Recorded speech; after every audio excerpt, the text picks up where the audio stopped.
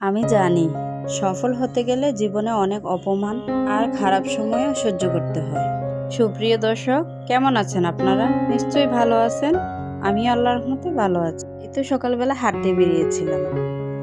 বাসায় এসে ভাত রান্না করলাম আর কিছু তরকারি রান্না করলাম। ক্যামেরায় নাস্তা খেয়ে নিলাম। নাস্তা খাওয়ার পরে যে থালা বাসন ছিল সেগুলো ধুয়ে নিলাম। ফ্রিজের মাংস কিছুতেই খুলতে পারছি না, তাই ফ্রিজ বন্ধ করে খুলে রাখলাম।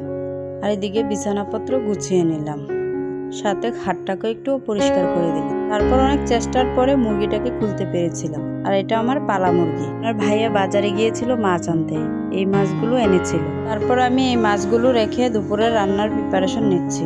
টক পাতার ভর্তা বানালাম, মাংস আর মাসকলার ডাল মাছের মাথা দিয়ে রান্না করেছিলাম। এই তো আমরা দুপুরে খেতে বসছি। খাওয়া দাওয়া শেষ করে একটু রেস্ট নিয়ে তারপরে বাইরে বেরোলাম। আমার ঘরের পিছনে অনেক বড় একটা বালুর মাঠ, এরা খেলাধুলা করতেছে, তাই একটু ভিডিওতে ক্যাপচার করে নিলাম।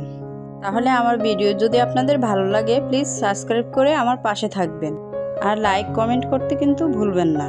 তারপরে ফটোকপির দোকানে চলে গেলাম, ওখানে একটু কাজ ছিল, কাজগুলো শেষ করে বাসায় ফিরে আসলাম। বাসায় ফিরে দেখি ডিপ ফ্রিজের মাংসগুলো এখন অল্প অল্প একটু ছুটেছে। ওগুলোকে বের করে আবার নতুন করে রাখা হলো। ও টেবিলটার জন্য একটা কাগজও আনা হলো। আমার মেয়ে ডাইনিং টেবিলের কাগজটাকে সেট করে দিল।